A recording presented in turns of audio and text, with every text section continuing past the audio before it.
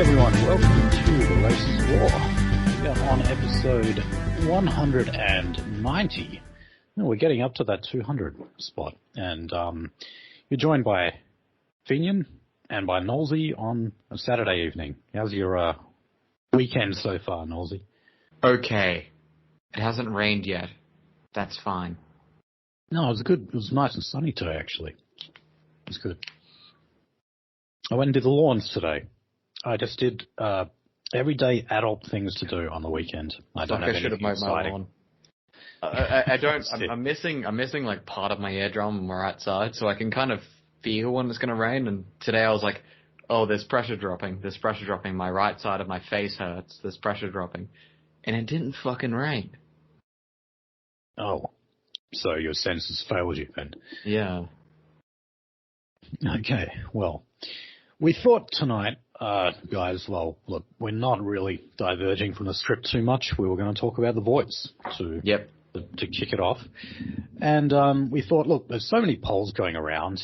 I'm going to F5 The Guardian because they have an referendum tracker that is going back till October last year. And wow, I mean, just looking at from October, or actually no, it would be a bit before that. I think it's around August last year. You had polling in the mid-60s for pretty much every state, actually. And then you just see it go off a cliff. And I don't know, the average poll number, I guess, now would probably be about 45%, maybe even lower. Some cases definitely lower. I've seen 38 I've seen 27 for non-educated or non-degree holding Australians. Yeah, when you look at that, like the downward slope of it, the slope also gets wider between particular states. So in particular, WA and Queensland, it's just at catastrophically low levels. It's in the 30s now for both states, I believe, in most of the polls. Now, in WA, of course, the cultural heritage laws had a lot to do with that. Yeah. They have scrapped those laws. I'm sure we've all heard that by now. After only 5 weeks of semi-operation, they had not even rolled out the full effect of those laws.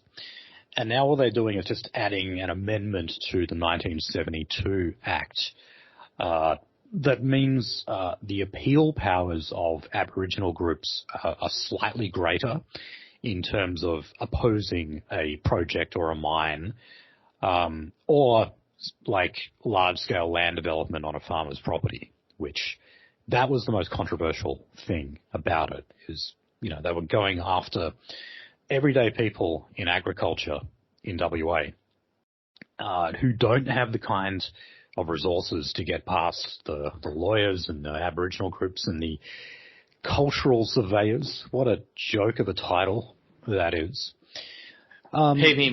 Check out that your spirit doesn't have bad spirits in it.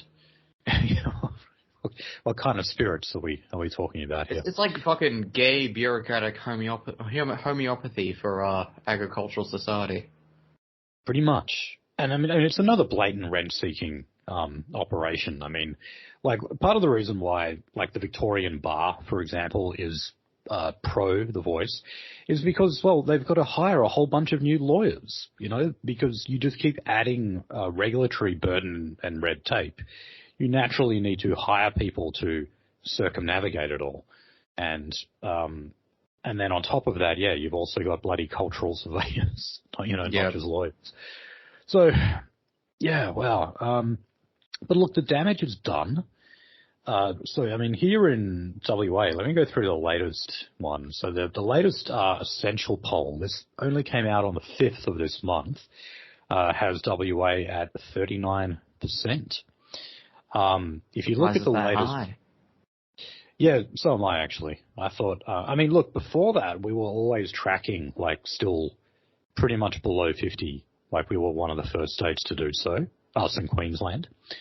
But then, when, you had these laws roll out, that's when it just started to plummet. So, and I think it's too little too late. I think this was an enormous miscalculation by not just Roger Cook, but the McGowan government. Because remember, this legislation actually passed in 2021. It just didn't roll out until this year. And, just like they delayed the actual advisory body in South Australia, that won't be effective until March next year. This was another attempt, and also like the law and order, return to harsher sentencing and law and order policy generally in the Northern Territory and WA, in Queensland. These were all attempts to salvage the yes vote.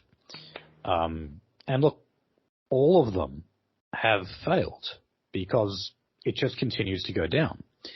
And I think that the damage is already done in every respect here. So people have very recent memories of Aborigines yelling about smoking ceremonies.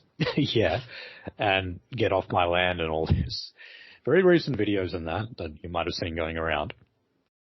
And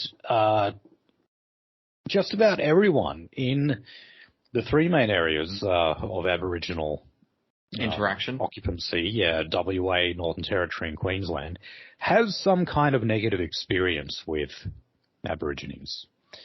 And they're perhaps recent experiences, like in the Northern Territory, you're bound to have had it, especially if you live. It's mandatory. Brutally. Yeah. It's like it's going to happen to you no matter what up there. So, the damage is done. Maybe the yes vote could have done a little better if they never rolled those laws out to begin with in WA, the cultural heritage laws. But it still wouldn't save. No, not really, because it was already trending below 50% before the introduction of the laws. So if you've been in Perth City for a reasonable amount of time, you've been accosted by an Aboriginal. Yeah. You very least would have heard them or seen them or something, Heard them screaming, seen them try to assault someone. Yeah. I was there I was in the city last year, and I saw this white girl look like she was running for her fucking life, and then I realized what was happening. There was this Aboriginal girl who was picking glass bottles out of the bin. This is in William Street, where the fast food joints are. Yeah. She was picking glass bottles out of the fucking bin, and she was hurling them at someone. Not at that girl. She was just trying to get the fuck out of the area. But she was just hurling glass bottles. And of course, they're smashing. And you got cops everywhere there. You think, what the fuck are you doing? So most people in Perth have seen shit like that happen. And it's not good. Now, but what I find most interesting though, is the latest Redbridge poll has Victoria at 45 no, 55 yes. This was one of those polls where it doesn't include not sure or don't know. It's just either yes or no. It was 45 to 55. That's in the People's Republic of Victoria. Okay. Yeah. So, the not sure is always a no. Oh yeah, that's true. Yeah, and as you can see, that tends to translate into that no vote here in Victoria of all places. So, forget about the hotspots I just mentioned. We're now talking about a state where most people don't have interactions with them. If you live in inner city Melbourne, it'll be unlikely.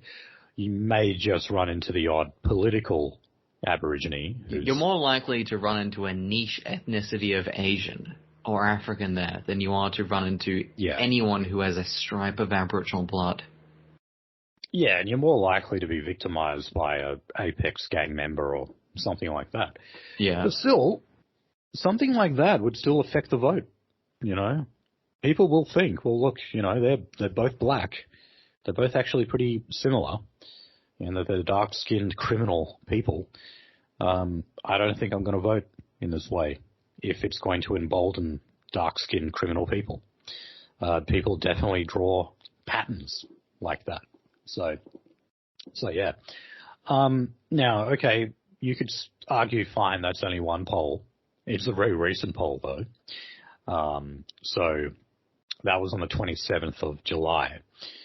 I can't see what they can do now at this stage to save it.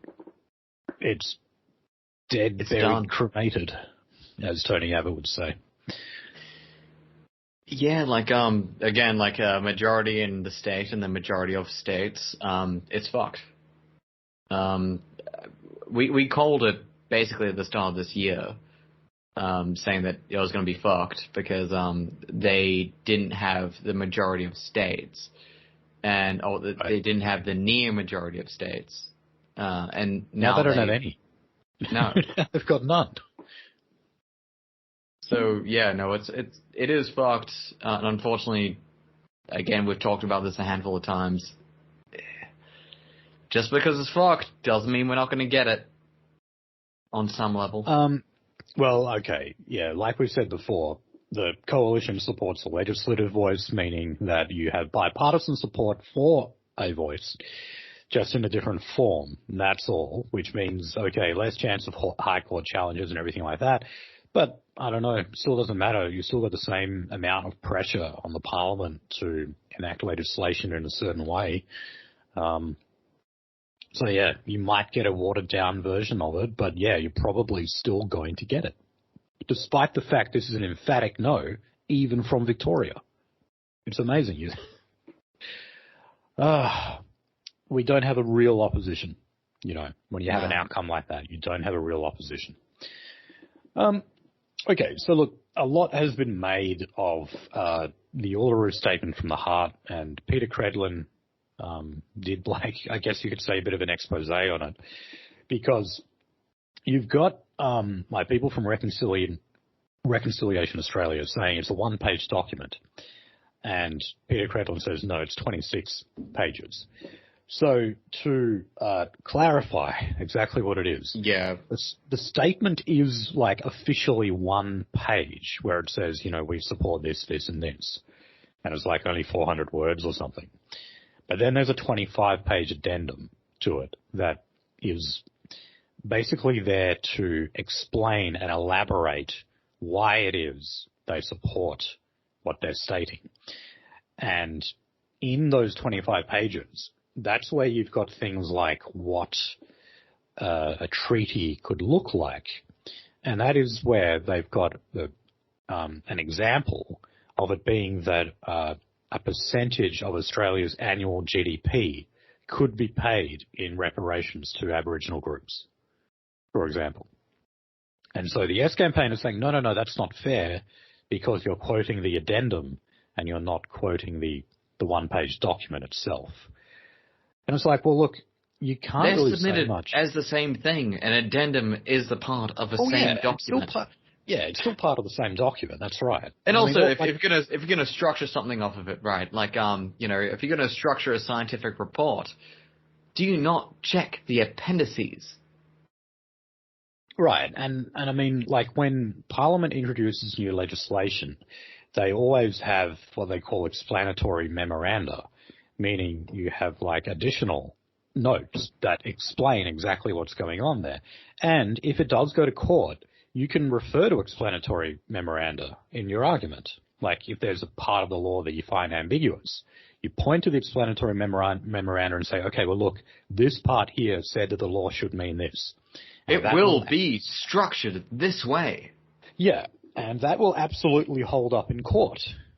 So, yeah, to pretend that extra 25 pages has nothing to do with it is ridiculous. So, and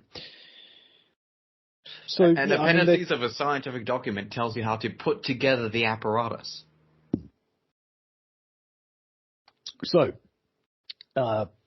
you had Albo at the Gama Festival, which is in Arnhem Land, and while he was there, he did an interview with David Spears from Insiders. And David Spears noted that in his speech, in Albo's speech, he actually did not commit in full to the Uluru Statement from the Heart. So he asked him about that, And then Albo actually said, no, I do support it. I do support implementing it in full. Now, all he's doing now is basically saying, well, look, the other two components, that is treaty and truth, will have to wait till the next term. All right? Yeah. So at least he's being a little bit more precise with his language now. He was just saying that this referendum is simply about a voice, and if it's successful, they would implement it, and they would not start planning for a treaty, meaning compensation, until the next election. So there you have it.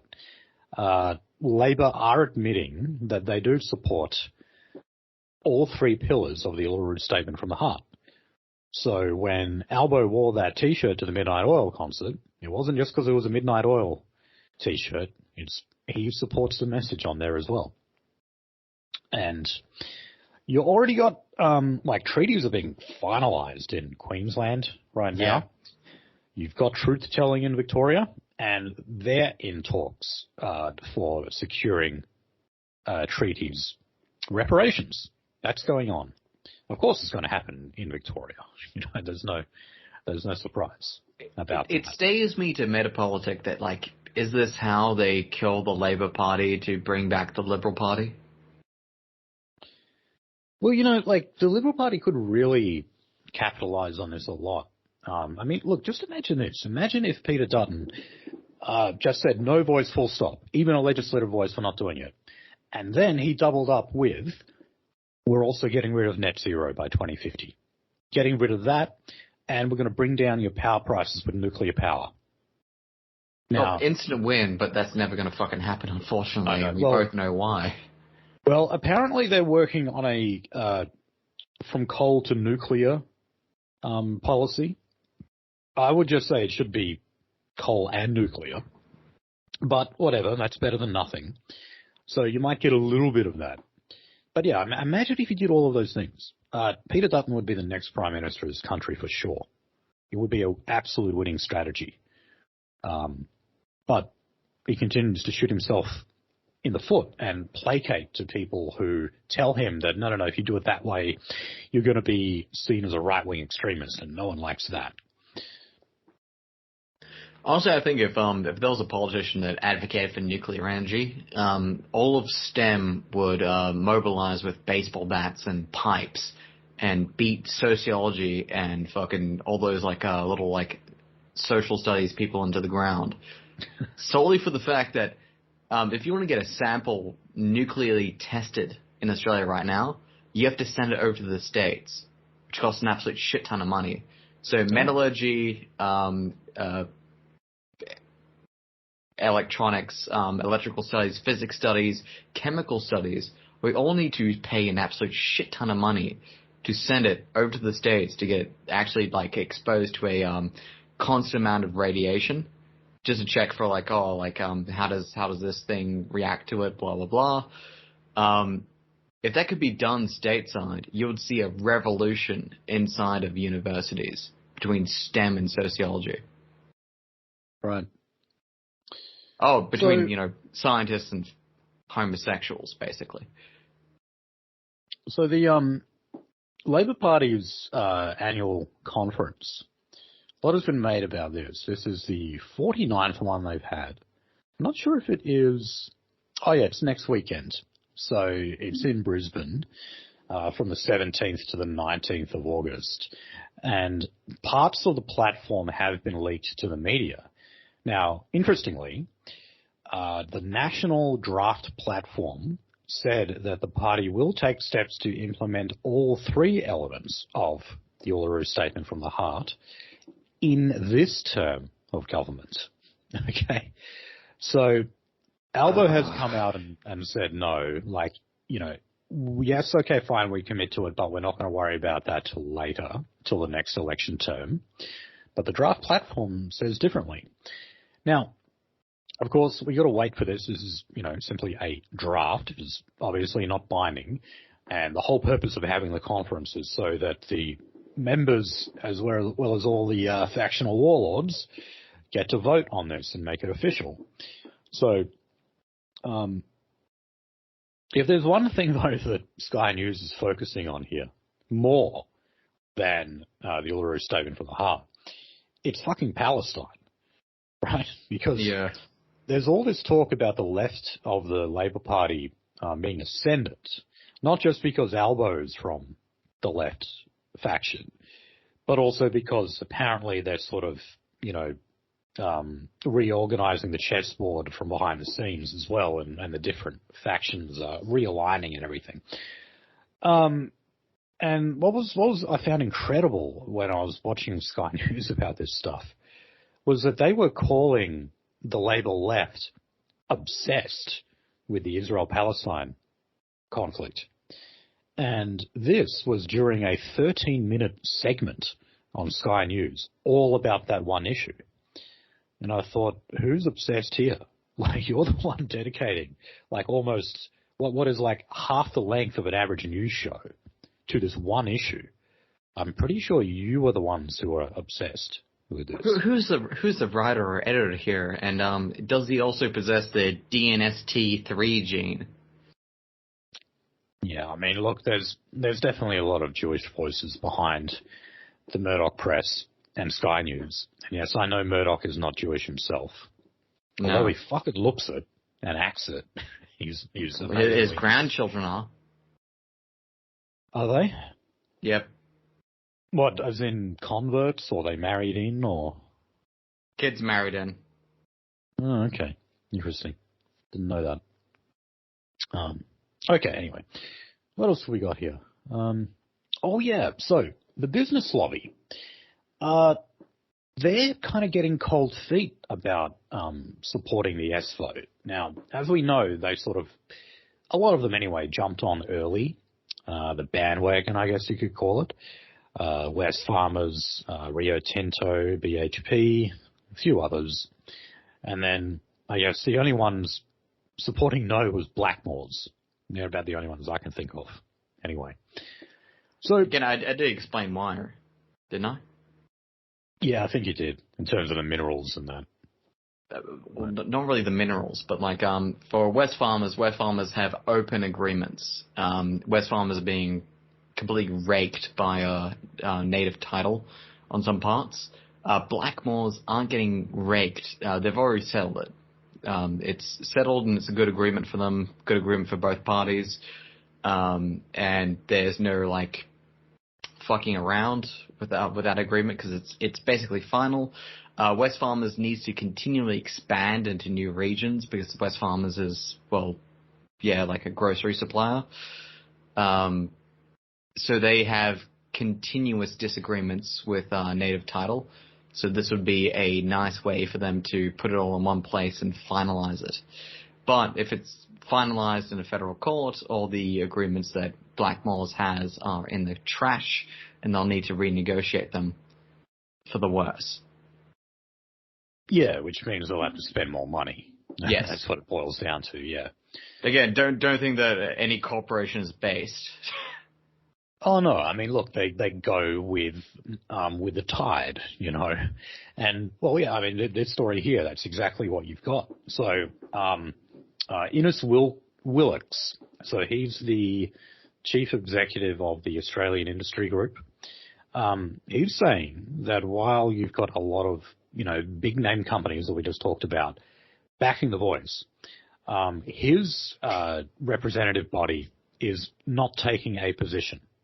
He said that there's a diversity of opinion among the different companies and within the companies themselves, and that they're not going to be coming out and supporting either side, and certainly not doling money out to either side. So it's interesting that now they're kind of playing it safe, or at least this body is playing it safe. It's like, we don't want to be on a sinking ship, which is clearly where the yes vote is. But at the same time, we got to make sure we don't get accused of being racist or something. So let's just say we don't know, or we don't have a position. We're just agnostic on all of this. Well, if I was a corporate body, that would be the right way to play my cards. Right. Okay, so, oh man. Sally Scales. This is a woman, she's fucking enormous, this bitch. And she actually looks like a genuine Aborigine this time. Although there might be a little bit of white in her. So, she is part of Anthony Albanese's referendum advisory group.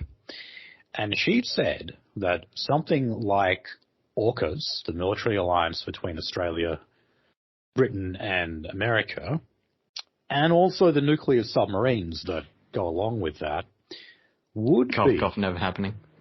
Yeah, well, I know. But she was saying that this absolutely would be or make up issues that the Aboriginal Advisory Board would make representations on.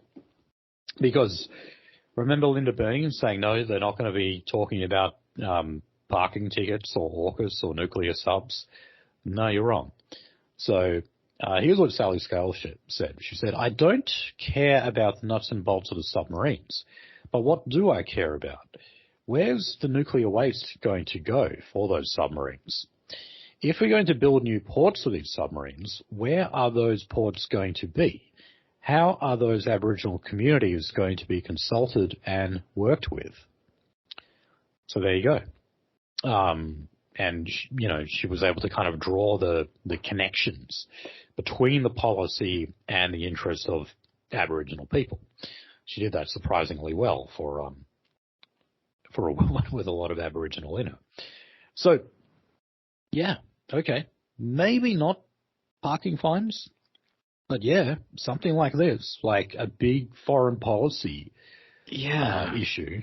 Definitely they're going to be making representations on that. Okay, we have to deal with this nominally primitive population about our nuclear subs. Right. Okay. Fuck I've already me. gone over that stuff with the cultural heritage laws, so we'll move on to crime now. Yeah. So, in the Northern Territory, they have recently taken the age of criminal responsibility from 10 to 11.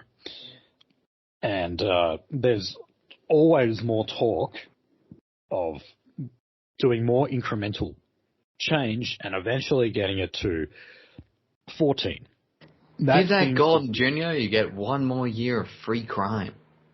Well, look, that's what's happened here. So, in the Northern Territory, there were, before these laws recently came into effect, there were just over 50 criminal cases pending with 11-year-olds. Well, they've all been put aside now. So basically all of these 11-year-olds, like, I don't know if that meant 50 individuals or 50 charges or whatever, but all of them now, there's just nothing. Nothing will happen to them. The cops are going to call their parents and tell them they've been naughty. What are the parents going to do? The parents will probably commit crimes themselves. Yeah, right. So nothing's going to happen to them. Now, currently in Victoria and the ACT, by far the most POS jurisdictions in the country, they're currently drafting their own legislation to bring it to the age of 14. Now, it hasn't passed, obviously, yet, but I mean, both of those parliaments are essentially rubber stamps, though. Also, we're getting into rape territory with 13 to 14-year-old Aboriginal boys. You're getting to what territory? Rape. Oh, you mean, yeah, the kind of crimes that they commit, yeah. Yeah. Yeah, maybe not an 11-year-old. Single digits, petty theft, double digits, bike theft, car theft, past adolescent maturity or like beginning to become an adolescent. Yeah, rape. Look, there's plenty of sexual abuse in and I mean, this is something. If you want to talk about actual cultural diversity, I mean, like pedophilia has been a thing, particularly like men with young girls in Aboriginal culture that is something that has just been entrenched in their culture for millennia. Go to any regional museum and you'll find some excerpt from some Irish nun who was unfortunately dragged here on some mission and had to like lament about the fact that like she was dealing with a community that like dealt with dudes fucking 9-year-old girls and she had to bring them to Christ. Yeah. No, there's a chapter in the Stolen Generations volume by Wind Shuttle, all about sexual abuse. And yeah, most of the stories tended to come from Anglican and Catholic nuns who, went out on the missions. And you see, what's amazing, right? These were actually like very charitable, altruistic women who actually did some extraordinary things to help Aboriginal people. And yeah, it was just because they were absolutely fucking horrified at like, for example, 12-year-old girls dying in childbirth because they had been raped by an older man. That they did, sometimes run missions where they took these children in who were half-caste.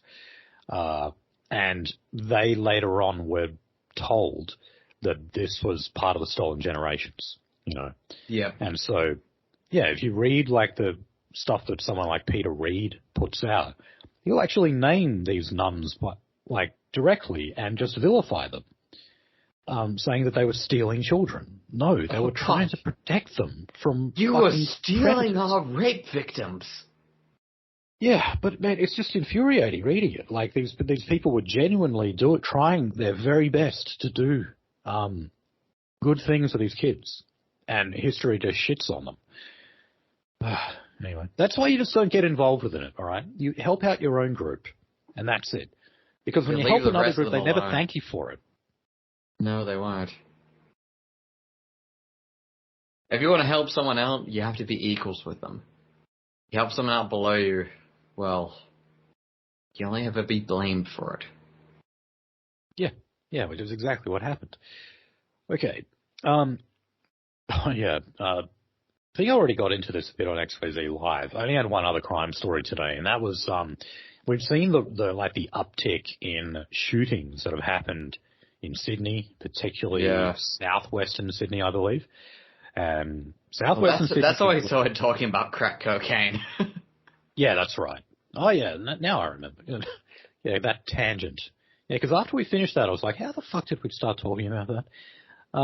But yeah, because look, a lot of these shootings that have happened, which included one lawyer, by the way, who was, representing a lot of these people who were no doubt related to him. And then he's got like this other lawyer friend who was on the 7:30 report a week or two ago. And he was like, they asked him, they're like, do you know why they would shoot him? And he was like, no, I have absolutely no idea. I'm like, fuck off, man. He's a criminal defense lawyer for Lebanese thugs. Of course, there are going to be people who don't like him. But anyway, what they are saying is that apparently the recent spate of shootings is related to the cocaine trade because you've got Lebanese criminal gangs who control the turf of a particular area in selling the drug. Okay, I'm definitely willing to believe that. That sounds like something Lebanese people do. The Greens are saying, well, the answer is legalize cocaine. Okay. You see how like as one problem turns into another with these kind of policies? When you refuse to actually recognize that these issues are ethnic in origin, you always have to find some other reason to pick on. And here, the Greens are telling us, it's because cocaine is illegal. So what do you end up with? You get Lebs killing each other in record numbers, terrifying all the fucking white people that they live around, pushing drugs in the area. Shooting up daycare centers. And then, what do you get out of it?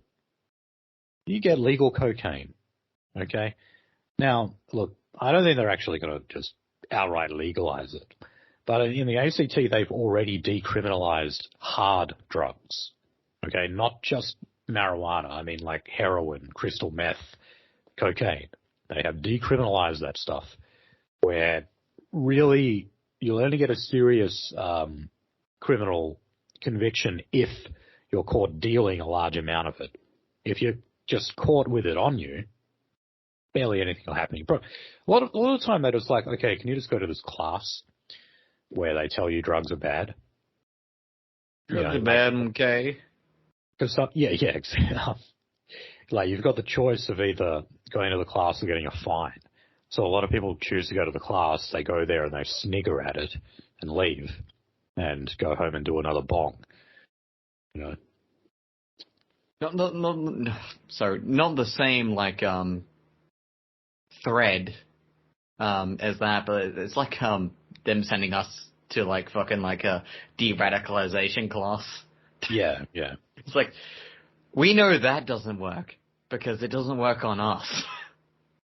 Yeah, because I remember once, like one of the things that Neil Erikson got in trouble for, I can't remember which one because there's a lot, but yeah, there was talk about they wanted to send him to a de-radicalization class. Like, do you really think that's going to work, guys? He's going to turn up there with his megaphone or something. We're going to town with my Hitler was right t-shirt and just sit in the crowd there and be like, oh, yeah. I'm enjoying this experience because I get to see what you say to me. I would be genuinely entertained by one of those classes. I would be genuinely I would sit at the back laughing at it the whole time. So you're a nice, sane man. And I just love tormenting people in my experience, with my existence and etc. So I'd love to be in one of those classes just to torment the people who try to de-radicalize me. All right. That'd be a holiday for me. Unfortunately, for the real guys, they don't do that kind of stuff. They just interrogate you and freeze you and put you in a really fucking cold room with a shitty fan and shitty lights and leave you there for hours on end.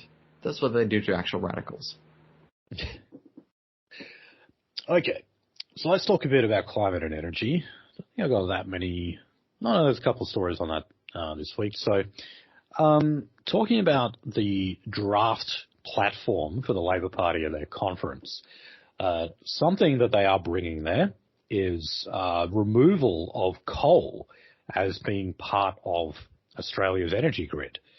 So, this was like a rumor for a little bit. Now that we've got more of this leaking to the media, that's been confirmed, and Albanese has been asked about that.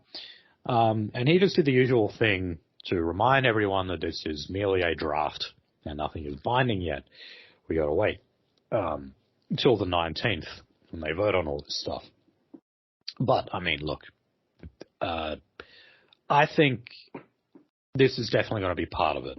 All right. Germany did it. France did it. Like, are they completely coal-free? No, they're going to be though. Okay. Jesus Christ. I mean, in France, they've actually got a lot of nuclear power, though, don't they? So I guess it wouldn't be so bad for them. They're starting to shut them down. Are they? Honestly, I don't blame them.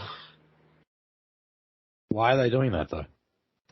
A part of their agreement, but I don't blame them for doing that considering their future demographics. And when I mean future, I mean in the next 50 years. What are you talking about, like using it for nuclear weapons or something? Oh, no, I'm talking about like most of their population either being Arab or Negroid. Yeah, I know, but I don't understand the connection you're drawing between that and nuclear power and closing them. Oh, down. No, part of the Paris, was it 2020 agreement, was that nuclear power was not considered renewable. Okay. Well, okay, it may not be renewable, but it has zero CO2 emissions. Yeah. That's one of the fucking big fucked up parts. It's like, oh yeah, we got this fucking infinitely dense, or not infinitely, but like immensely dense power source, but we're just not going to use it. Same with Germany. Germany actually knocked down a whole bunch of nuclear power plants, and well, they actually put up coal power plants in their place. Like, kill me. Why do we do this shit? It amazes me. Like the stupid, it hurts my brain. Like, well, I'm just baffled. Oh, dude, it hurts you. How much do you think it hurts me? Yeah, well, I mean, for the people who have a more scientific mind, I can imagine there must be like glass in your brain. One kilogram of unrefined, when I say unrefined, I mean straight from the fucking earth, 1 kilogram of unrefined uranium is equal to 2.5 megatons of coal. Yeah, I mean, I remember I saw this guy, this is on the ABC, fucking years ago. They would never have a guy like this on again. But he was saying that he would gladly store a barrel of nuclear waste in his house.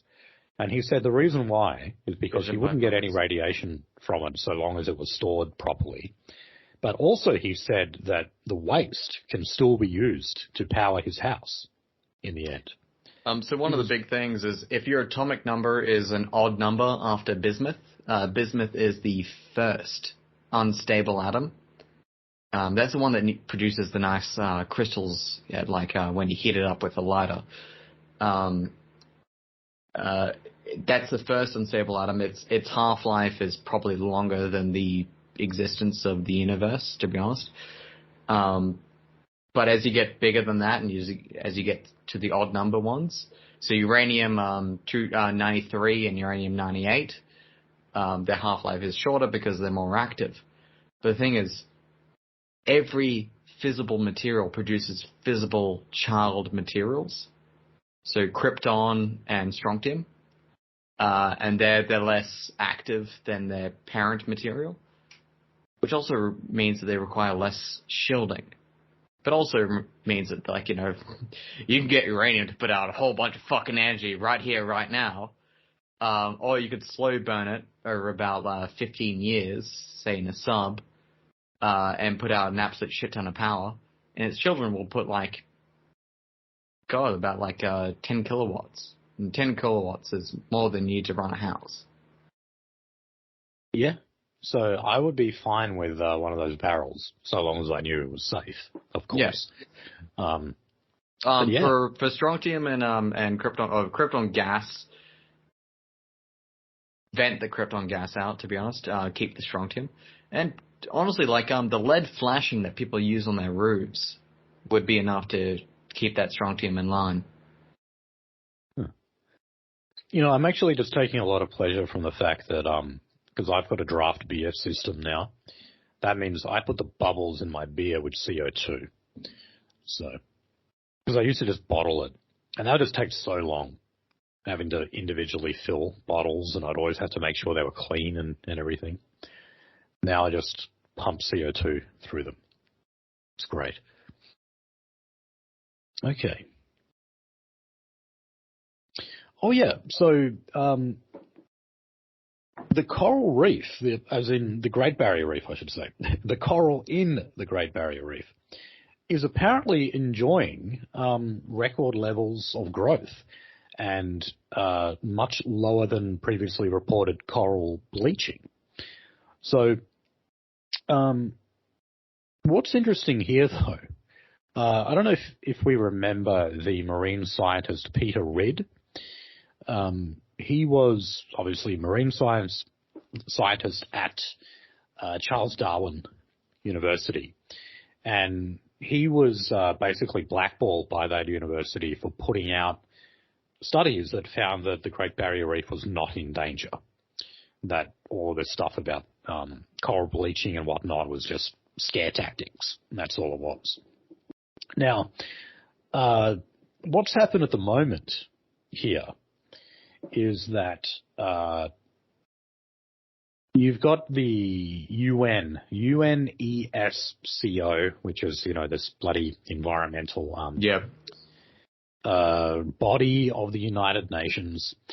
And, we're we're not like, I don't think there's like signatories to it, but we definitely take advice from them and we try to implement what it is they say we should do. Now, they're trying to tell us that we need to actually increase Australia's climate ambitions to meet a 1.5 degrees centigrade target, to ban drill net fishing across the entire reef, and to further restrict mining and land clearing, stop dams, and keep the billions of dollars that we receive from doing all of that flowing. So we're talking about more environmental blackmail, essentially, here. So the issue of the state of the Great Barrier Reef is going to the World Heritage List in danger consideration next year. Okay, so this is another United Nations body, and if you are found to be a country that has one of these great environmental wonders, and it is said to be in danger, well, again, you're going to have funding pulled from you, essentially. So Peter Ridd, the guy I mentioned before, is, saying that this is nothing but blackmail. So he said, UNESCO threatens to list the reef as endangered unless we make a futile gesture to net zero, and the fact that the reef has record high coral is studiously ignored. So they're threatening to put it back on the endangered list, even though we have record low levels of coral bleaching and record levels of coral growth. But that doesn't matter, because they still always want to tie everything to reducing emissions and everything else that goes along with that. Yeah, industrial action, blah, blah, blah. Yeah. And you know what the worst thing is? I hate people even thinking about coral reefs as something that is sedentary, something like a building, etc. Coral reefs are alive. Yeah. They're like a one gigantic living ecosystem, and they migrate over time. And yeah, they die off in some parts and they expand in some other parts, but like, trust me, buddy, we could fucking turbo acidify the entire ocean of this place. We'll die before coral reefs do. So, it doesn't have a central nervous system, though, does it? Parts of it do. Parts of it. Yeah. I mean, like... some parts are like those aspen trees that like exist as one organism, except for there's several like different types, different trees. So basically, a coral reef is. Say again? Should I explain what a coral reef is? Oh, well, yeah, as long as you're brief. Okay. Quick stuff. Extruded substrate of some calcites and silicates. Those structures bond to things like anemones and several other spongious growths. And they are host to several other symbiotic organisms. The anemone and the clownfish is like the most famous one. But the thing is, they migrate. They actually change shape. Even during a human's lifespan, they will change shape. Is that Nemo? Yeah, Nemo. Yeah. Okay. Yeah. So they'll change shape and shift form and etc. because they are living undersea structures. They're an advanced ecosystem, and they've been around for so long. They've seen Earth have no or barely any water base, and they've seen Earth have immense water base, and they've seen Earth have no water base. Reefs have survived through Ice Age, where ice extended into the ocean and compressed them down to nothing. They've existed so far back as when Earth's oceans were mineral pools, and they've even seen high flood eras of Earth, about 50,000 years ago, where Earth had a high water mark, and then 30,000 years ago, where Earth had a low water mark. They had been around before humanity. They've been around after strikes, ocean acidity, ocean reduction, etc. They'll be around for basically forever. One individual doesn't make the whole. So far as they said that the Great Barrier Reef retracted, the Ningaloo Reef on the other side of the continent expanded.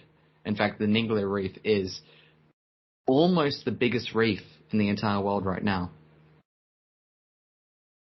Okay. Yeah, we cannot affect them. We can destroy this entire fucking planet, and we will not destroy these things. These are eternal structures of biology and sediment.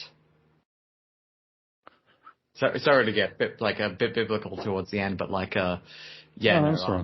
we can't. So like, if I were to stab parts of the Great Barrier Reef, there would be some parts that would feel pain. Yes, there would be. Maybe. Okay. Pain on that level of existence is objective.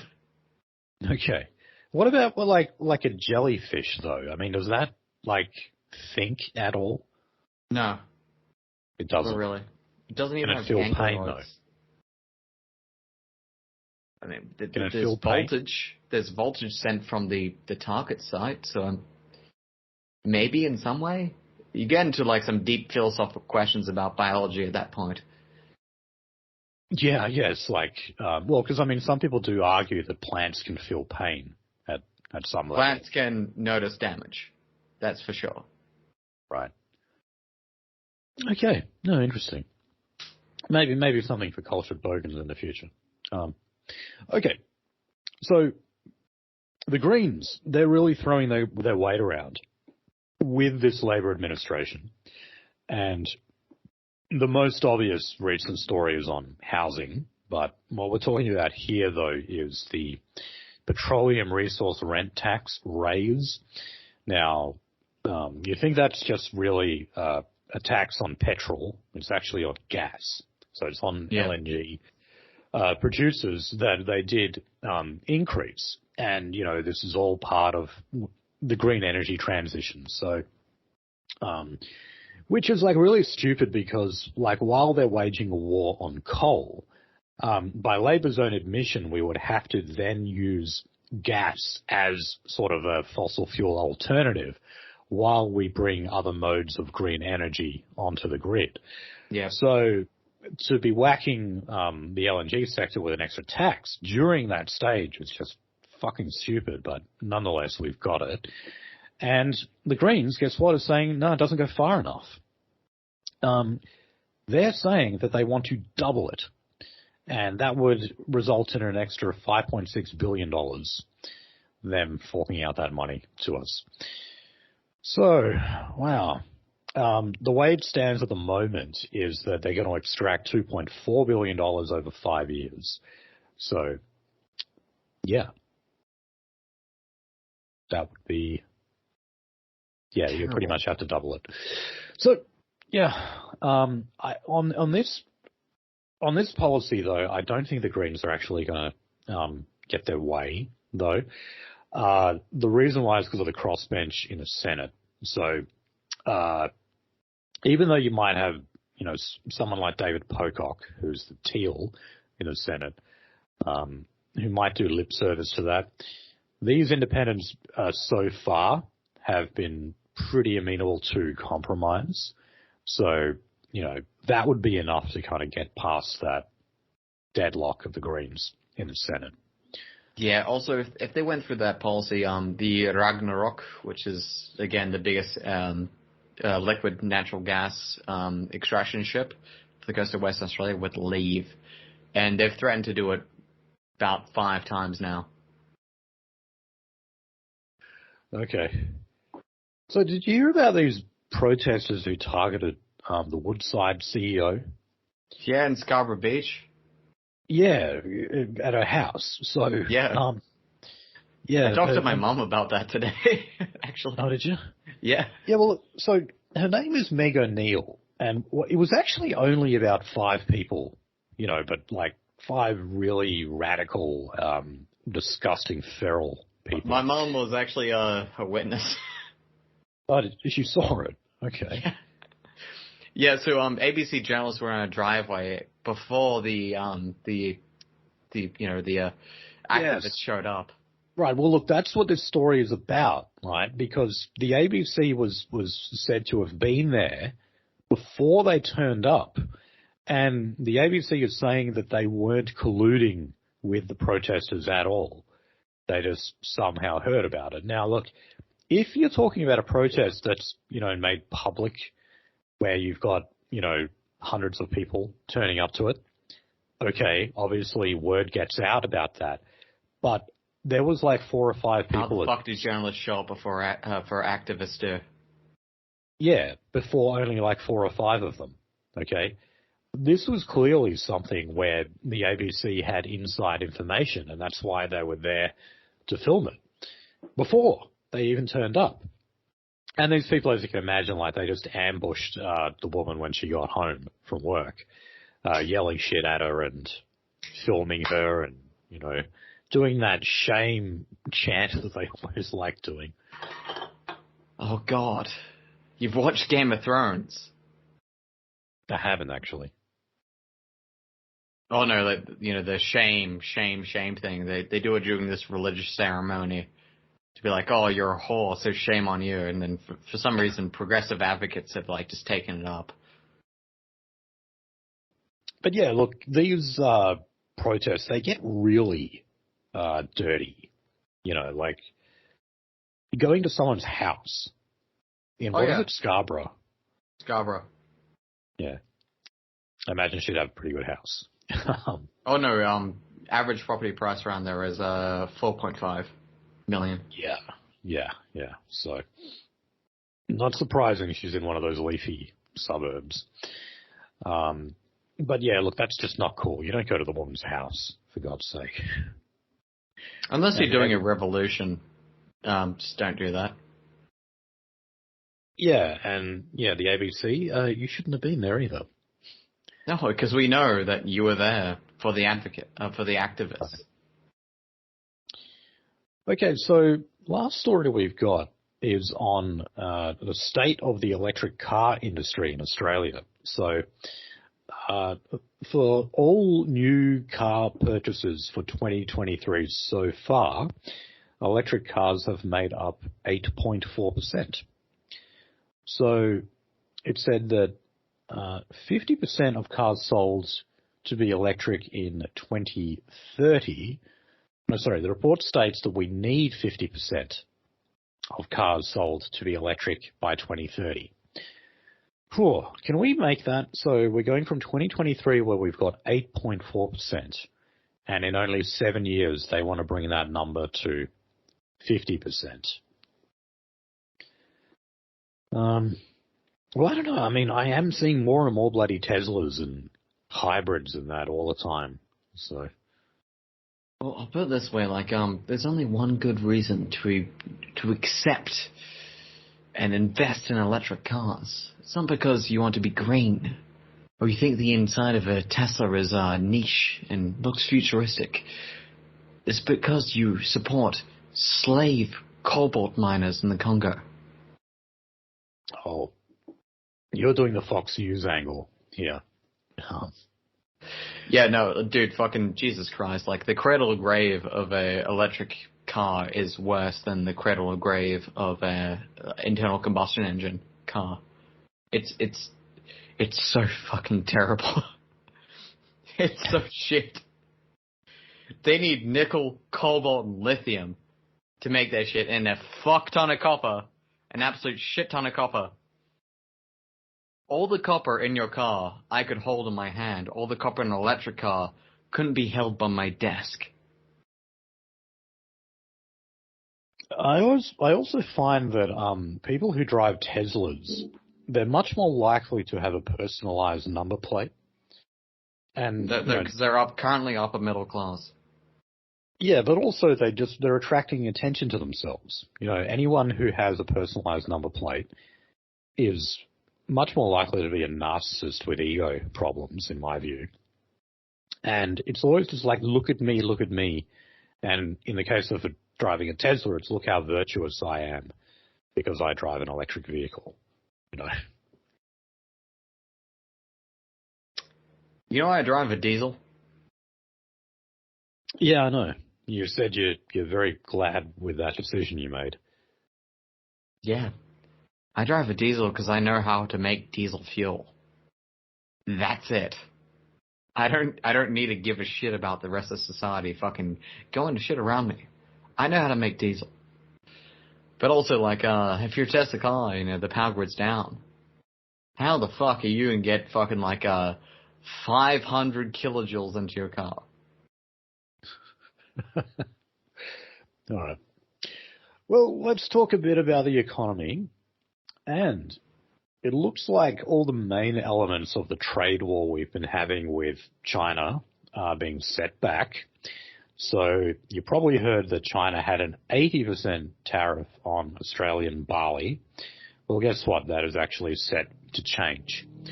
So that was set back in May of 2020. And that was also when there was other stuff like they stopped buying Margaret River wine, shit like that. Most of that is gone now as well.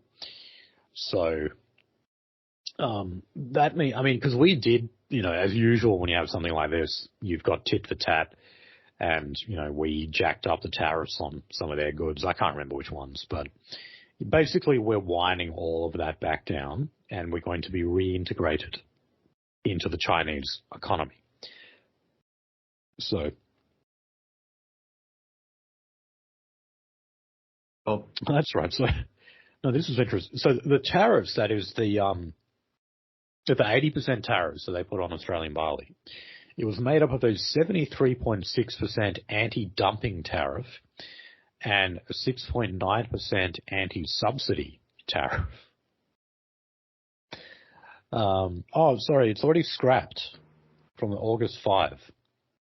So it was like a week ago. Actually, it's gone.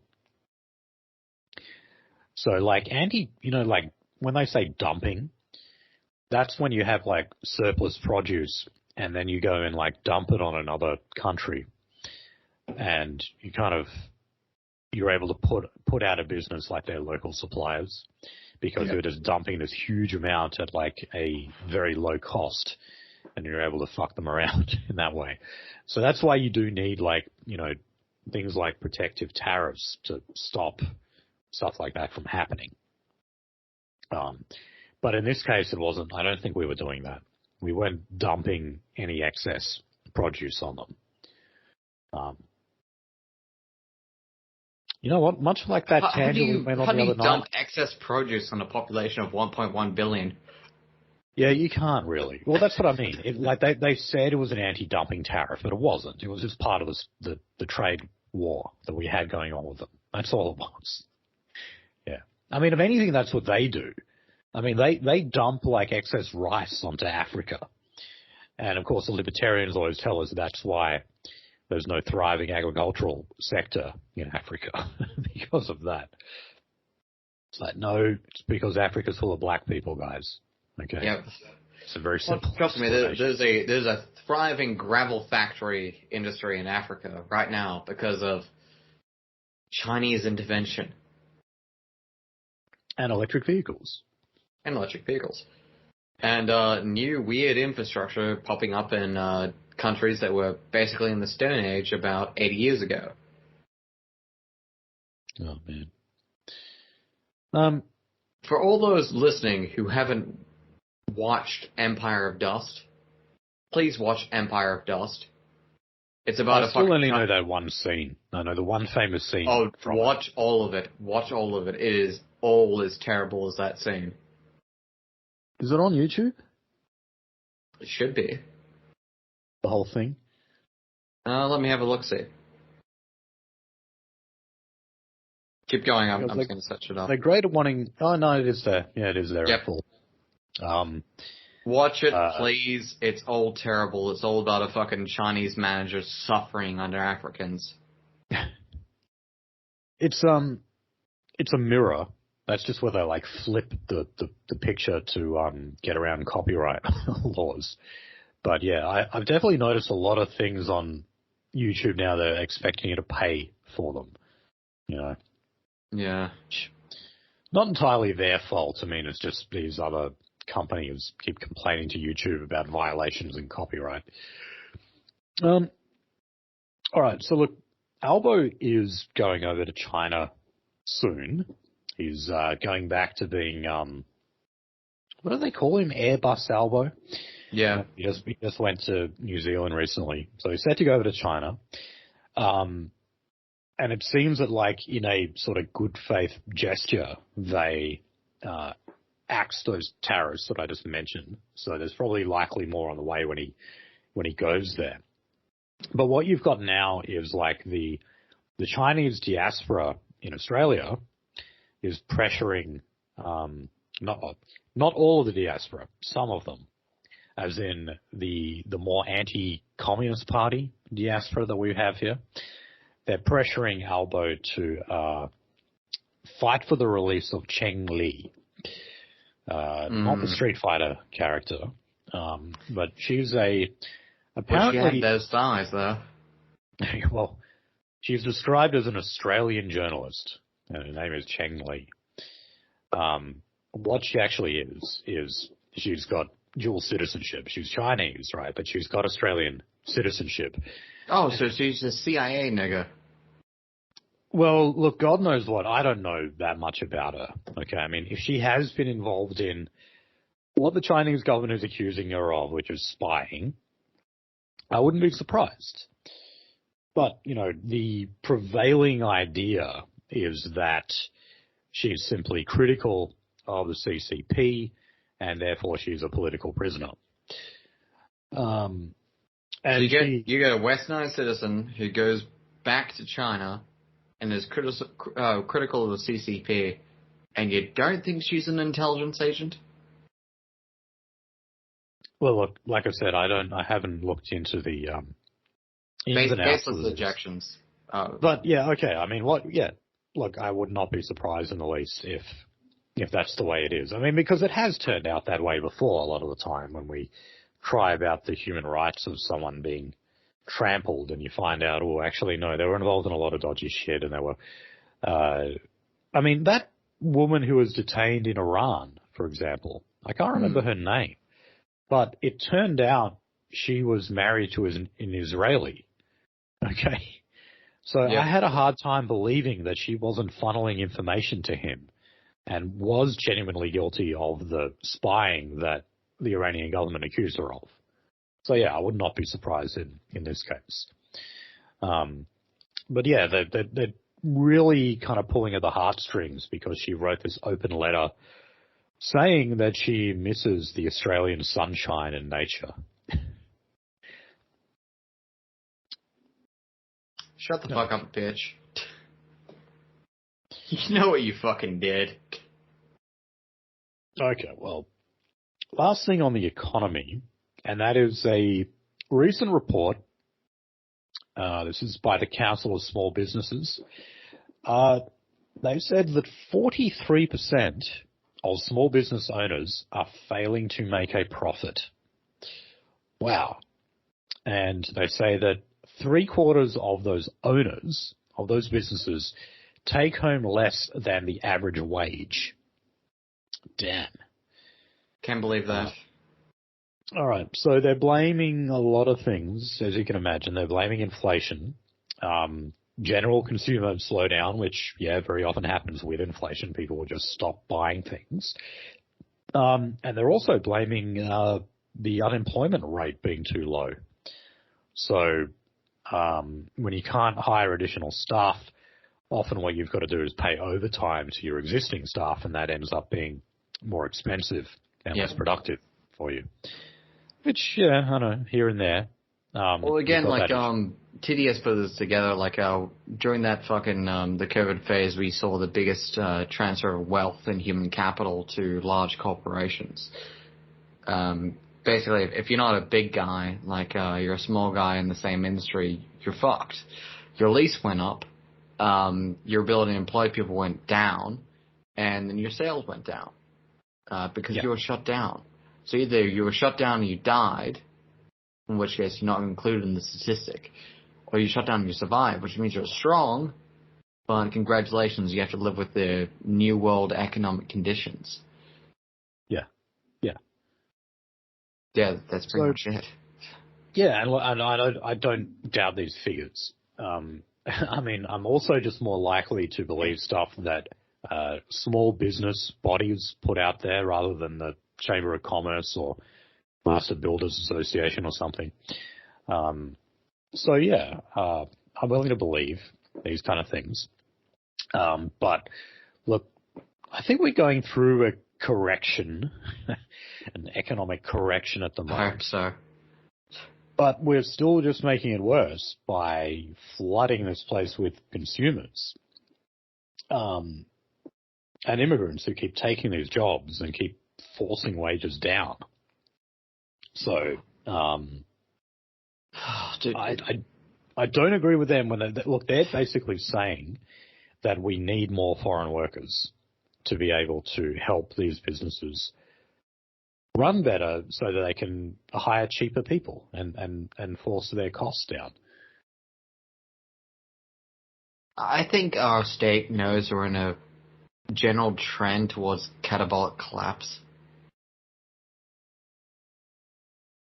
Yeah, I won't argue with that. Okay, so on to industrial relations. Now, they had actually secured a deal with the New South Wales Teachers Federation, so the teachers union, that would have made them the best paid high school teachers in the country. So that included a commitment to increase the starting salary for a teacher by nearly $10,000, and it would raise the maximum teaching salary by about $9,000. So this was something that was negotiated between the current Minns Labor government and the teachers union. Those negotiations started back in April. They concluded recently, and the New South Wales government has torn it up.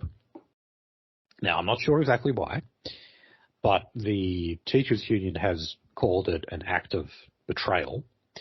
They thought everything was kind of set in stone, even though no papers had been signed or anything. So the guy from the teachers union, Jesus, he's got a weird WOG name, so I won't try to pronounce it. He said that the deal was actually reaffirmed in June, so not long ago. But only about a week ago, the government is saying that they're not proceeding with it. So I don't know if they went back to the books and just said, okay, the numbers aren't adding up here. Likely. It could well have been. It could well have been. It might just be Labor's notorious inability to handle finances. I don't know. Okay. Well, there was just a couple of stories here about artificial intelligence. Now, whenever we talked about this issue, it was always related to education, about students cheating using ChatGPT and all that kind of stuff. But now, we're starting to talk about it more in terms of the workforce and how disruptive it's going to be. Some people would say revolutionary. It's both. It's obviously going to be disruptive. And, I mean, I heard one good thing about it when I was talking to Khyber about this issue. He said that one white pill is that it's likely to put midwits out of work. People who think they're really, really smart, but they're not really. And they just do kind of menial white-collar jobs. AI is likely to kind of step in and get rid of a lot of that kind of stuff. So if you think of things like that, a lot of the tasks that accountants do, for example, not everything, but the stuff that they do on an Excel spreadsheet or whatever, AI is starting to be able to just do all of that itself. I would also say that, like, not lawyers, but people who work for lawyers, like paralegals, that kind of thing. Research for me types. Yes. You can boil that stuff down to computer code, you know? Like, if you think about it, the law, in a way, is sort of like the computer code of society, or the operating system of society. And it's not that hard to boil it down in that level. Now, I certainly don't think in our lifetime that, like, AI is going to be able to replace, like, a criminal lawyer. You know, that's just not feasible. But the more sort of menial tasks that are involved in, like accountancy, in, let's say, paying parking fines, things like that. Administration. AI can probably, all that kind of stuff. Like a lot of the basic administrative work that government does can definitely be swallowed up by AI. And then on top of that, you're going to get there's going to be a demand for smarter people at the other end to work with it all as well. So I guess it's not all doom and gloom in that respect. And by the way, the reason why I'm mentioning this is because this was, another report put out by a business group? Can't remember who it was here. But yeah, they were saying that they're saying there will be a lot of job losses, and there will be of the types that I just mentioned. But we're also going to need an enormous amount of people to be working in STEM to be able to make sure all the software and machinery and that is functioning properly. So, I don't know. Have I got that right? Yeah, I guess. Honestly, I don't like the idea of AI in general. Not because I'm a very religious person. Because I'm a big believer in the Butlerian Jihad, and I don't think thinking machines should exist. Well, okay, you're anti-Skynet. Yeah, absolutely. Like, I understand, like, some guys get, like, big, you know, like, grins from it because they're like, oh, it's racist, no, etc. Am I happy with punishing midwits and forcing them into homelessness? Yes. Yeah. That entire class of people should go to the fucking streets. They're a mistake of society. You should be in the fields picking potatoes. For honestly, like, you might find a better way of picking potatoes, you know, or you might find a good way to use your trowel or hoe over the like, you know, the 95 IQ like actual serf peasant.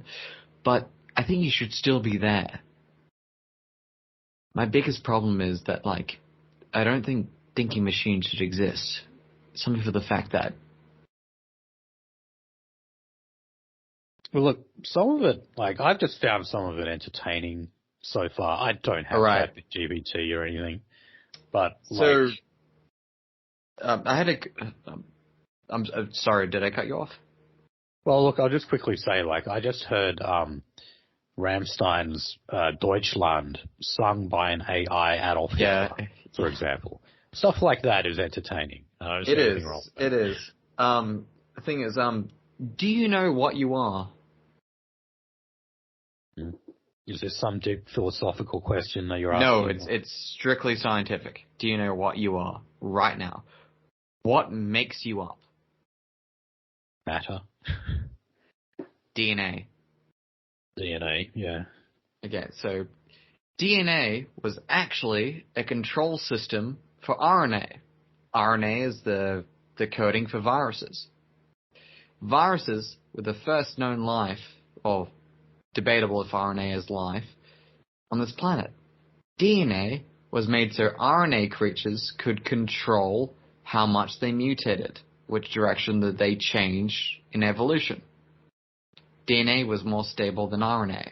So all these RNA bodies started using DNA backups to back up their genealogy, etc. Eventually, the DNA took over the RNA and made RNA to service their own reproduction. Okay. We suffered the same way with AI. All right. We're social creatures who connect to electronic things, and we've now made our own equivalent of the DNA overlord. Okay, then. It sounds schizophrenic, but I remember having this big talk with Garipi about RNA and DNA. And the thing is, you could make an AI that was not malicious and just made a spreadsheet of who should reproduce with who. And we would become spreadsheet people, and we'll be, subjected to the spreadsheet simply for the fact that every single generation would favor the spreadsheet in favor of their own actions. Well, look, let's the other story we've got here, in terms of what is what you've thrown at me there. I'm going to have to think long and hard about that. Yeah, I've not given that any consideration. But what a lot of companies are complaining about at the moment is that their own products or services or whatever are being scraped, meaning that they kind of their data has gone over with a fine-tooth comb. And that data is used as the basis of creating some form of AI product. A really good example would be music. Yep. One of the ones I've been listening to, James Hetfield from Metallica. They've been using his voice to sing pop songs. So I heard a James Hetfield version of "Kiss from a Rose" by Seal, for example, and it's amazing how lifelike it is. So that's an example of scraping. Now, another example is AI companies scraping articles and books and stuff. And so the media union in Australia is saying, well, you guys have got to start paying us for that. It's you're using AI to basically copy all of this work that we've done before. And your stuff just scrapes it and then spits out the product, and that's not fair. And they've got a point. So the other way AI is going to be very disruptive, I think, is there's going to be a lot of litigation involved here. There's going to be a lot of debate in terms of when exactly copyrights and patents have been violated, because what if AI naturally evolves the voice of Kurt Cobain? Well, they've probably already done that. Yeah. Yeah, I mean, like I said, the James Hetfield ones are very realistic. If you want to hear him sing "Kiss from a Rose" or something. Yeah. But yeah, I mean, I don't think this stuff has really been legally tested before. Is it a violation of copyright to scrape someone's data and then produce an AI product as a result of that? Or we have an entirely new field of litigation. Own the copyright on your voice, for example? And how deep does that go down? Is it the harmony of frequencies that actually make up your voice? Is it the length of your larynx? Could you then go and sue impersonators who are a bit too close to you? Well, because there is law surrounding these kind of questions. For example, this is how I found out that there was actually laws around this. Nancy Cartwright from The Simpsons, she does the voice of Bart. So yes, Bart Simpson is voiced by a woman. She did this thing because she's a Scientologist, right? You can read about this. She did some stuff for the Church of Scientology, where she did a recorded phone message in the voice of Bart Simpson, and it was an attempt to convert people, to bring them on to become Scientologists. That was illegal. So the church was not allowed to use that recording, because it turned out that Fox Studios owned the copyright on the voice of Bart Simpson. So Nancy Cartwright was not allowed to use it for other purposes outside of the show. So if laws like that exist, you can definitely see how it would eventually cause problems in the realm of AI. Because it can do anyone. at any time, in any cadence. I love those modifiers you put on it, like angry, happy, neutral. I haven't played around with any of it before. I like to. I've just listened to stuff on YouTube. That's all. Okay. Oh no, we've opened up a real shitbox for us in more ways than one. Okay, so IBAC. Let's go to Victoria here. So last time we covered that property developer John Woodman was found by IBAC to have basically involved in large-scale corruption, which meant bribery. So it was mainly at the council level, and, council are the ones who give you approval to develop an area or a property, whatever it is, before. One of them was said to be that woman who killed herself as a result of the IBAC investigation.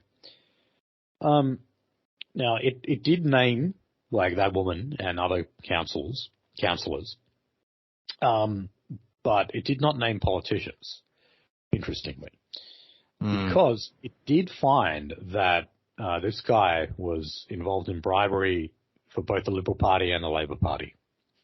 For some reason, we don't have any names on that. Anyway, this guy has, like, strenuously denied all of those allegations. And he did an hour-long press conference. And during this press conference, he was going, like, full Al Gore style, in that he had, like, a slideshow running, and he had, like a big ruler stick, like, pointing at the board and stuff. What the fuck? And he turned it, like, into this big presentation, basically. And he had posters, like collections of posters in the background that included one that had, like, a picture of Shakespeare with a quote from Hamlet that read, "Something is rotten in a state of IBAC." So he did, like, a full-on bloody presentation here. So he's even talking about legal action to exonerate himself. I mean, there aren't any direct consequences. IBAC is actually fairly toothless. All they do is make recommendations to police, like, if they want to charge. And if they don't do that, then police won't even bother. And in this case, that's what's happened. They haven't recommended any charges be laid. So nothing's going to happen to him. It's purely reputational, I guess, what he's trying to do. And he tried to resurrect that reputation with this bizarre presentation. Now, the other... Does he have autism? I don't know, man. You probably are more familiar with property developers than I am. Are they a demographic more likely? They're normally sociopaths. Are they? Yeah. I get that cold feeling around them. I feel like they don't even have a soul. Look into their eyes and I just see glassy eyes staring back. Like the eyes of livestock. There's no soul behind there. Well, the other thing, this is still an ongoing investigation. This is to do with the Victorian Firefighters Union. Now, they're saying that the report is due to be finalised early next year. It's referred to as Operation Richmond. And, it's that the investigation is finalised, so they're not interviewing anyone anymore, but they're putting the report together, so it'll be available early next year. So this was just about how they've secured, like, a fairly lucrative pay deal with the Andrews Labor government in Victoria. And they interviewed a wide variety of people from that union. It also, like, this was the more unusual part about it. Not just that they were negotiating wage deals, that's obviously pretty normal, but it was that it gave the union operational control over the country fire authority. So genuine workers' control over the means of production. Well, they don't really produce anything, but, Still, it's a bit unusual kind of to give the operational power directly to the union. That's a bit weird. And that was what really kind of made people look at this a bit funny. They're like, huh? This is going beyond the usual kind of IR deals where you just negotiate wages and conditions. You're actually handing control over to the union in how to operate fire departments. That's a bit weird. But, you know, they weren't able to really turn up anything on this before, meaning no, like, kind of scandalous information. And I think there's a good reason for that. Union members, by and large, are taught to keep their mouths shut. All right. So that's a good idea? It is generally a good idea, but I think it's hammered into, like, union officials' heads more than anyone else that loose lips sink ships. And actually, no. We would probably be the best at that, you know, like keeping things secret and everything. We don't even have to tell our guys that. We all understand it. But certainly when it comes to unions, they know that they can put deals in jeopardy by talking too much. And that's why I just think when this report is released, I reckon they're going to have bugger all. Because union members, union officials particularly, are going to go tell you to fuck yourself 15 ways on Sunday. Yeah, that's it. That's all they'll tell you. Okay, now, last thing in Victoria is it looks like the compensation that the state is on the hook for is set to increase. Now, the reason for that is that, and I'm talking about the Commonwealth Games cancellation, of course. Yes. The Commonwealth Games was said to, the second choice for the host nation was Canada for the 2030 Commonwealth Games. Well, guess what? Canada have pulled out as well. So that would, I'm presuming from this, that whatever nation does end up holding it, if at all, because there's some talk that it just won't even happen. It's going to be an embarrassment now. Yeah. But let's say a country does, it's going to be more expensive. And if you've got all the organizers when they have to re-sign all of these contracts all over again, go through all the motions, all the money changes hands, and they end up with an even bigger bill than what Canada would have given them, well, that means they're going to chase the Victorian government for even more money. Thank you, Daniel Andrews, for being a fucking lying cunt, offering it to the rural communities and then pulling out the last minute because you're an electorally minded cunt. Fuck you. Get fucked. Okay.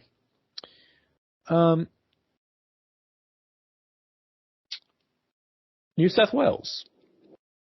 So, what do we got here? Oh, yeah.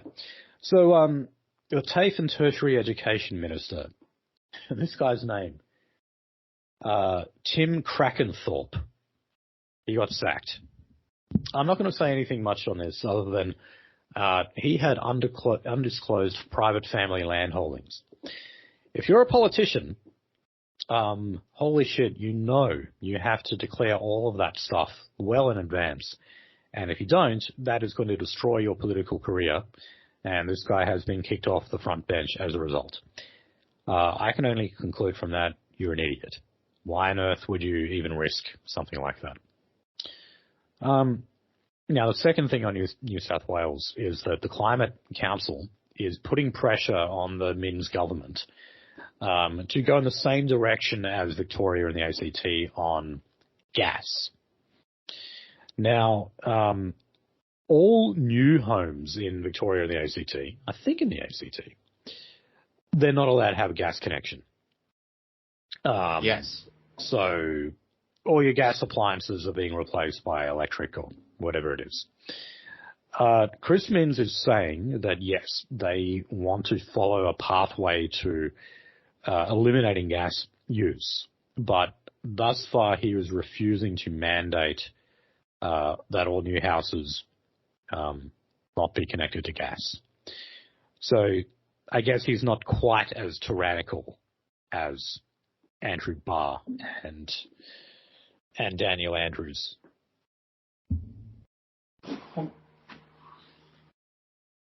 Again, I think we've talked about this several times. It's a quality of life thing. Yeah. If you want to hear more about that, listen to our previous episodes. I go in depth. Yes. Okay, so Tasmanian Liberals. Just one story here, and that is the Premier, Jeremy Rockcliffe, has had a little bit of a win. So this is where his preferred candidates to key positions in the state executive, so like, the president and that, they have been elected. Now, this was really crucial to him because, look, he's the only Liberal Premier or Chief Minister in the country at the moment. But also, the Liberal government in Tasmania is actually in minority. Remember, you had those two members who went independent over the football stadium.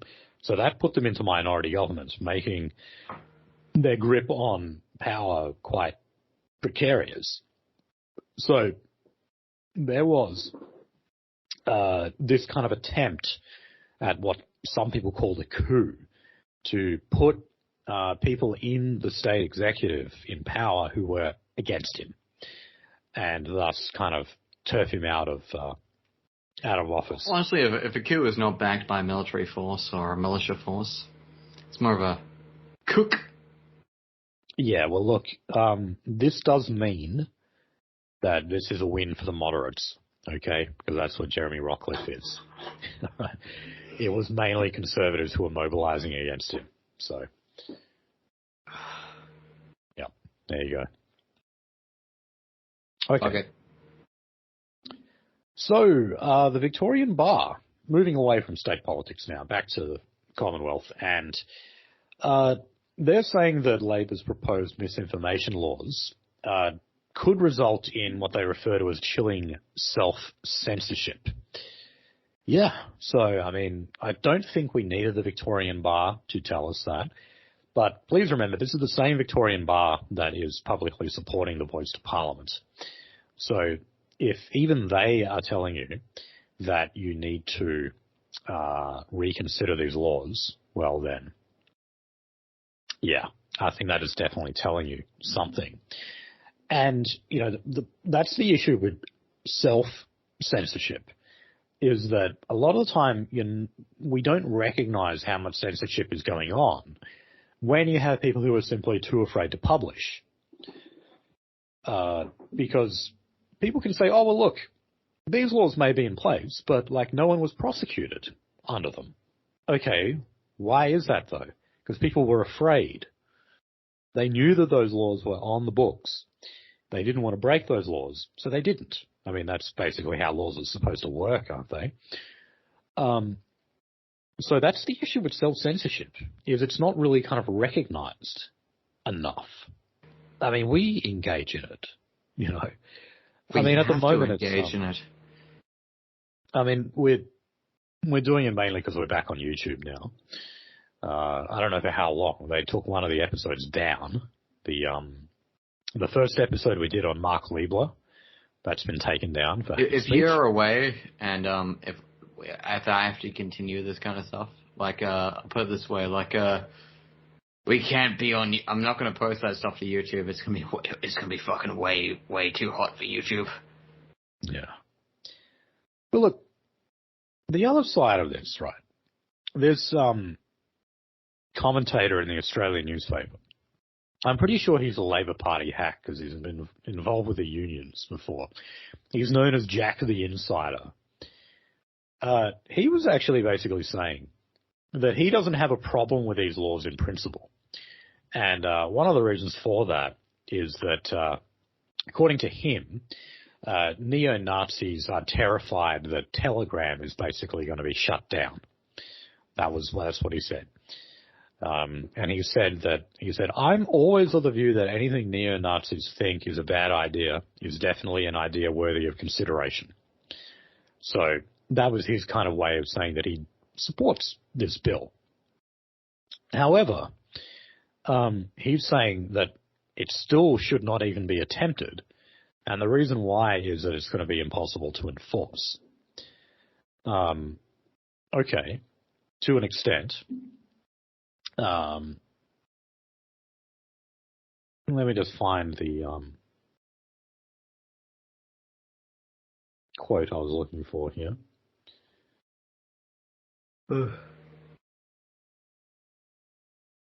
Yeah, so you said the exposure bill offers one example of disinformation, that of promoting bleach drinking. So if we remember that. I think that was promoted as a cure for COVID, wasn't it? I'll cook up bleach into the blood veins. Oh yeah, drink bleach. Fucking. Yeah, so that example that he gives, right? He points out here that Trump was certainly not the first person to mention it, right? It is actually mentioned by other, like, quack people as a remedy for other things. I'm sure what. Bleach is 70% water. We are 70% water, therefore we are bleach. Proceeds to skull bleach.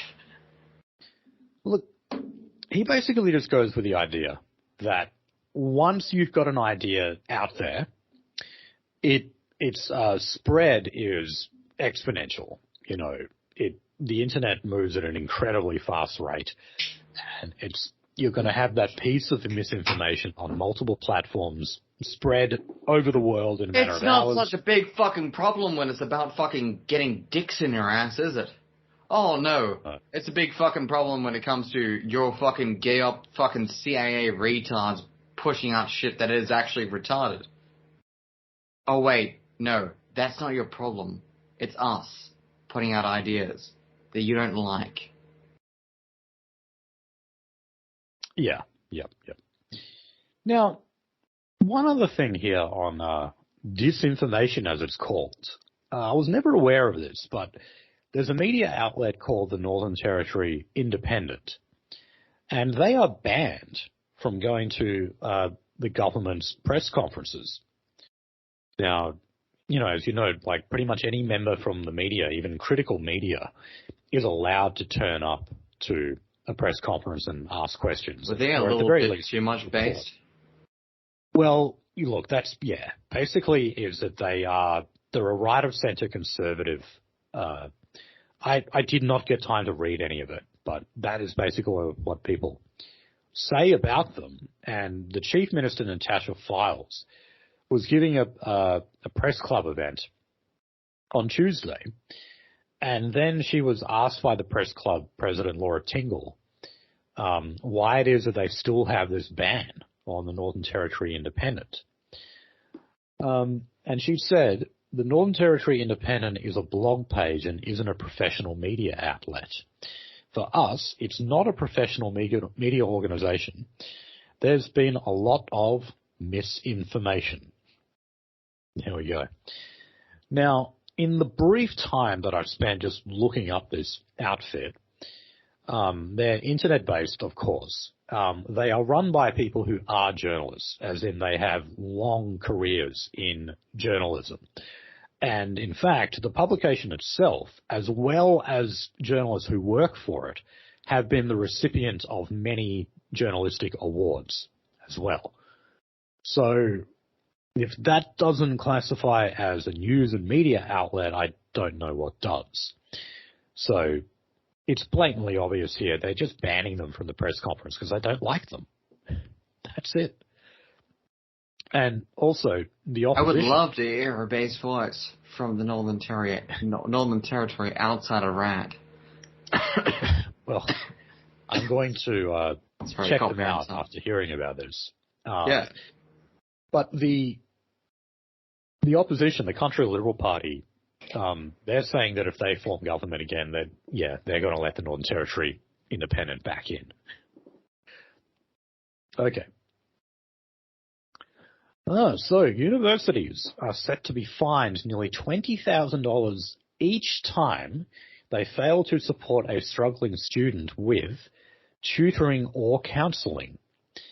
Now, as I would suggest, the tutoring part, I guess that means the student who's failing. university has to do something more than just say warning. Not really, but well, probably not. Put it all together. Put it all together. I've got an answer for you. I'm not sure what you're telling me to do there, but I was going to say the other part, the counselling, this is specifically to do with sexual assault. So the counselling isn't to do with sexual assault. They can't find enough cases. So counselling really is saying like, oh, we need to, do more counselling and the cell is sexual assault. Yeah, well, according to Jason Clare, he's the education minister, he said that 1 in 20 students have been sexually assaulted at university. Wow. I wish I could believe that. Yeah. We're not going to rehash that stuff, but yeah. So for individual matters, if you don't help that one student in terms of their bad grades or their counselling for the sexual assault they were said to have experienced, $20,000 fine for them. Well, that's not going to put perverse incentives into the system, is it? No, it's not. Okay, so on to immigration and foreign workers and refugees, all that stuff. One official. Oh, yeah, so don't worry. Here's one of your rare light pills in terms of what Australians are thinking. So this was a survey commissioned by, what is this? Oh, it's just called Immigration to Australia. Okay. So they found just under a quarter of Australians want the number of migrants allowed into the country to be lowered. More than 40% want the intake to be left as it is. Now, it also found the other usual findings, which is that the older you are, the less likely you are to want migration. The younger you are, the more likely you are. So, yeah, all the same kind of stuff. But overall, it was like fairly promising. So most people still basically said that at the very least, you need to stop increasing the amount. And, as we know in the past year, we let in approximately 650,000 migrants. I mean, we're told that in part that's to make up for losses during migration during the COVID period. During COVID, of course. Oh, congratulations. Well, we can't even fucking house them. Right. And why is it that the business lobby keeps calling for increases then? This is not a temporary thing to make up for COVID, because now we just keep getting told that we have this this painful labour shortage and that we need to plug those gaps. It's a good time to own your own house. It is. Okay, so the electricity transmission project that is running from where is this? Why don't I have this here? Oh yeah, so between Wagga Wagga in New South Wales and Robertstown in South Australia. So this is that project that you're seeing a lot of people in rural Australia protest about, because you're talking about constructing enormous transmission lines through rural areas. Yeah. Yeah, that, if you're in the suburbs, in the city, you don't have to ever worry about these things because they're right out of the way. Oh, but don't worry. If you're in the rural area, they'll be right through your fucking field. You have to fucking turn your combine around these fucking things. Don't get near them. Your combine is metal. That thing fucking transmits ultra high voltage. In fact, don't get within 9 meters of these things. Oh, man, listen, they're just country hicks, okay? Who cares about them?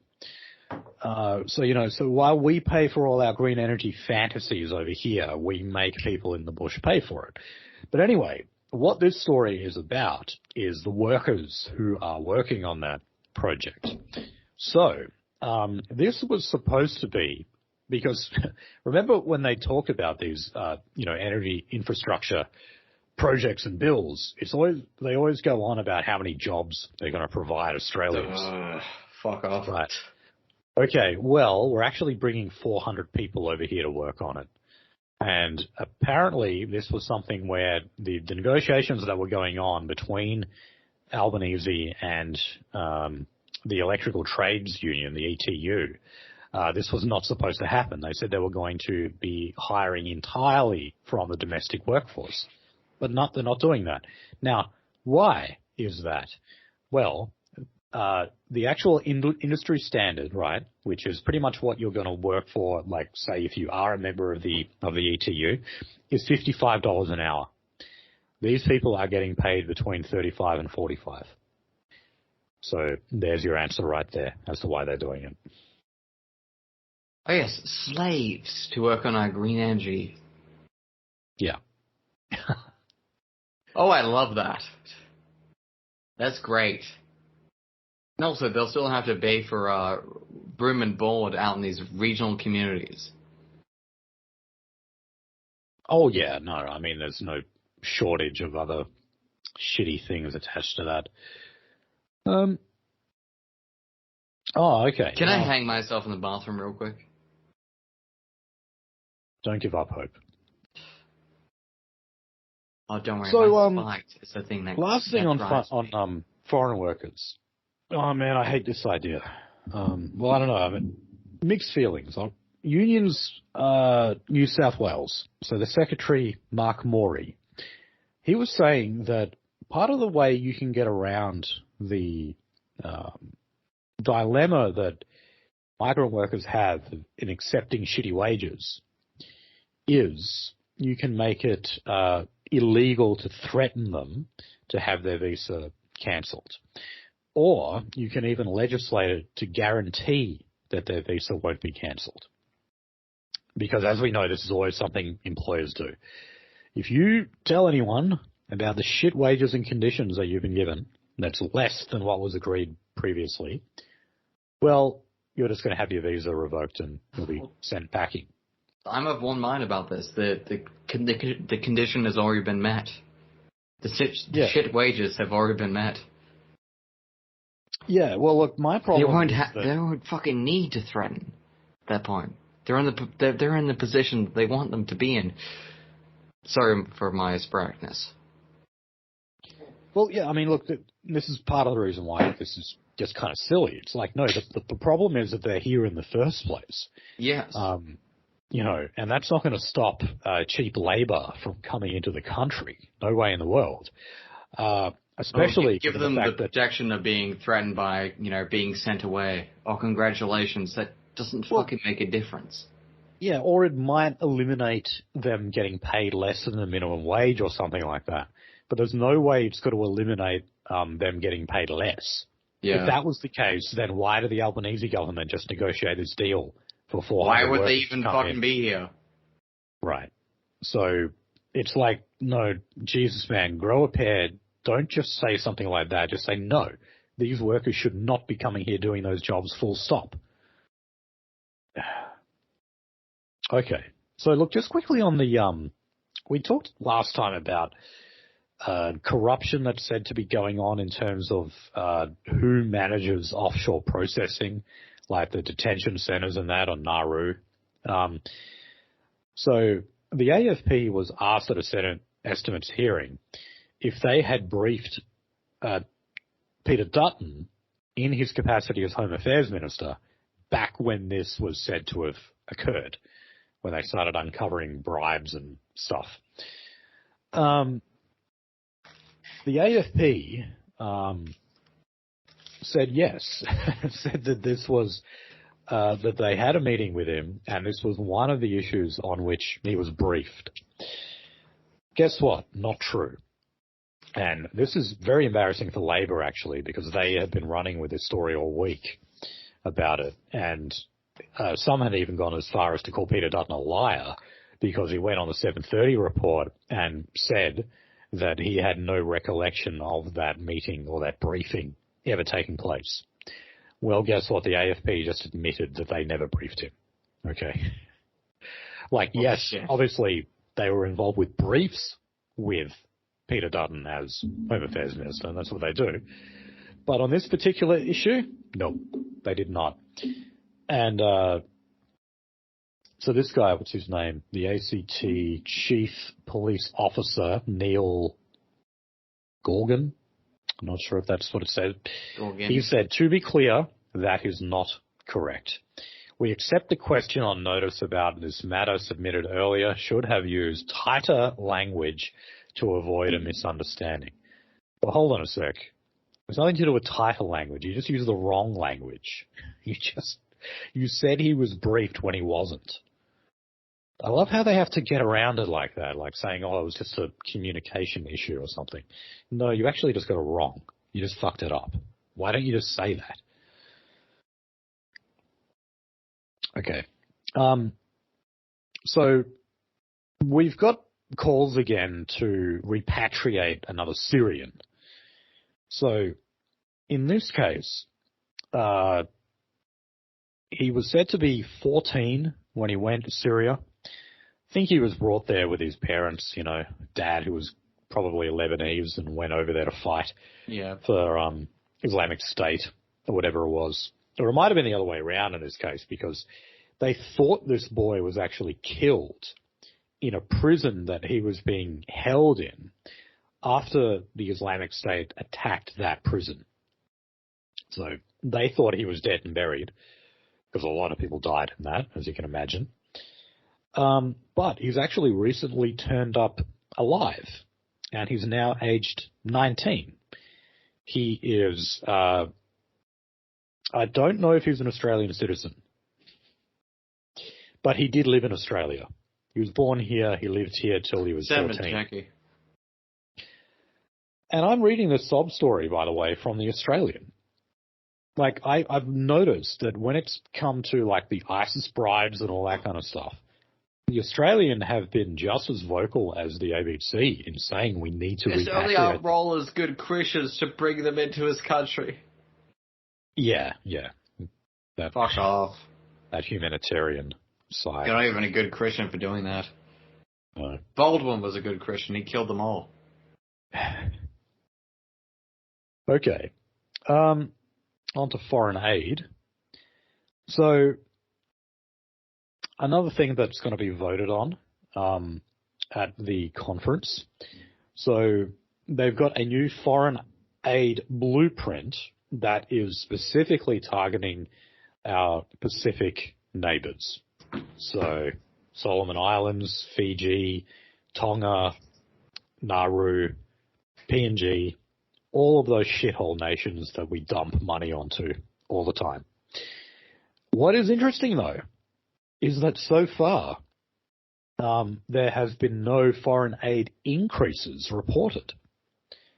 So all they're doing is just sort of reprioritizing where money is going, but they're not actually increasing it, which makes me think maybe the budget's in worse form than what they're telling us. I don't know. Because it doesn't, that's pretty much one of the areas where they are always advance with inflation, always keep them under or fucking little pill control. Any fucking island in the Solomon Archipelago is apparently just one of our interests. Yeah, but I mean, the other thing is though, these numbers can lie a lot because think of how much military spending we have in those countries as well. That very often is just another form of aid. We just call it something else. So they could just be cooking the books in that respect too. So look, well, this story is a bit dated now, but the Liberals are not going to get their way when it comes to welfare reform. They basically wanted to be able to pay old people the same pension if they go and work. So whatever work you do is just extra money on top of your pension. They wanted to do that instead of the round-the-board increases to job seeker, which I think just got put up $40 a fortnight. Oh. But in the end, What? that it's like, I don't know if that moves in line with inflation. That's $20 a week. It really probably not fucking doesn't. No, But like, probably not. Okay, so what point, like, you're gonna fucking Centennial to, like, go back to whatever he did? By the way, like, Centennials over here weren't, like, any kind of sophisticated ship manufacturer, like, some guy could work from home. They're all hard laborers, mostly. Or, Yeah. like, admin people. The women were admin people, and the dudes were hard laborers. Or specialized laborers. That's about it. They're not doing that anymore. No. They're country builders. It doesn't matter. They're not going to get it. The Liberals here are completely toothless because they kept saying, "Oh, we support this. We would move this amendment and whatnot." But when it comes down to the crunch, we'll actually just vote for it anyway. Well, of course you're not going to get your way if that's how you negotiate. Dude. And also, like, from an industry that I knew that, like, our country no longer had this manufacturing ability because the guy that, like, did that retired about 5 years before I joined the industry. Blowformers. A guy who could, like, literally get plastic to the exact temperature it needed to be blowformed, put it into a mold, make the mold himself, and then blowform it into that mold. That's gone. That's gone forever. I was even told that when I joined that job. You can't do this. You have to go to China to do this. That's gone forever here. The guy who did that retired about 5 years ago. Okay. That fucker is not coming back for that amount of money. No. Also, he probably has dementia. Like, fuck me. Oh, one last welfare story. This is in New South Wales. Now, they said that they were going to have a $250 regional travel card scheme. Basically meaning that your petrol would be paid for in rural areas driving around. But they've gotten rid of that. Another thing they've just scrapped. And instead, they're giving seniors a 4 cents per litre discount at participating United outlets. And good luck finding a once United a day, outlet fucking ever. At a maximum of 150 litres. So that's what they've got instead. Oh God! So yeah, that you can't see it, but I'm making the jack off motion right now. So that $250 card, it was like a preloaded card that you could then spend at any petrol station out in a regional area. But no, you don't get that anymore. That was one of the policies that they took to the election. Fucking Christ. Okay, last story. Did you know that Western Australia is the only state or territory where surrogacy is illegal for gay couples and single men? And that just has to change, doesn't it? So this was a story in the Australian where they profiled this guy. Holy shit, you can just tell this guy's gay just like instantly looking at him, and he still wears a crucifix around his neck. Rick DeCastro. So this is a single guy who wants to oh, wait, hold on. What the fuck? Said that he was married. Jesus. Because, man, he looks just fucking gay as AIDS if you see him. So he's saying that as a single man, he should be able to access surrogacy. Like, in other words, another woman gets pregnant for him, and then he's able to be a dad as a result of that. And man, this guy, I mean, have a look at him. He looks like he's 50 or 60. He's an old guy, middle-aged guy. Dude, you've missed the boat. I'm sorry. Like, I'm all for raising kids and everything, but shit, man, like, not you. Not as a single dad. And this is part of the problem when you, yes, play God with family planning like this. There's rules of nature. there are rules of nature, and when you start to break those rules of nature or fight against them, things always go wrong. So I the like WA government, though, the German word for science and the understanding of science, because it's natural Wissenschaft. yeah, well, I mean, The understanding of the natural ways. Yeah, when E. Michael Jones talks about logos, that's what I think of. I think of the natural order of things. And when you fight the natural order, there are usually very bad consequences. Terrible fucking consequences. Or when you deny the natural order, when you deny the fact that race is a real thing.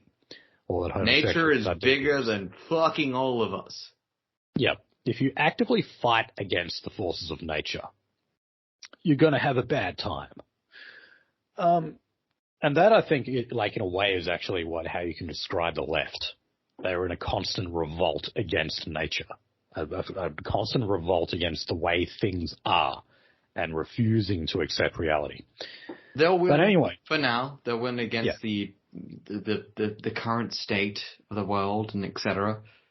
But the next state will roll them over, kill them.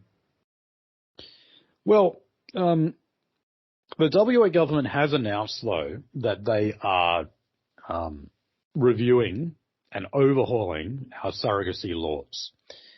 And you can bet your ass that these two policies here, making it legal for single men and for homosexual men to access surrogacy, it's on the way. We were one of the first jurisdictions to decriminalize homosexuality in the first place, unfortunately. We might be a bit based in terms of the no vote, but, we're still pretty bad in other areas, unfortunately. And I don't think any Labour government in the country was elected on such a whopping majority than the McGowan Labour government. So. Sorry, what were you saying? We were still always the Wild West. Yeah. There's still a lot of redeemable things about us. Okay, anyway, that's where we will leave it, guys. We're going to do another episode for you before we go on a break. That will drop, I don't know, Friday, something like that. Then we'll be off, and we will be back around 5 weeks' time, something like that, 4 or 5 weeks. But yeah, we'll definitely keep you posted. And maybe there will be an XYZ live this week. I'm not sure. Again, we'll let you know. Just check us out on Telegram and all the usual stuff, races.biz. Thank you for listening, and we'll see you later.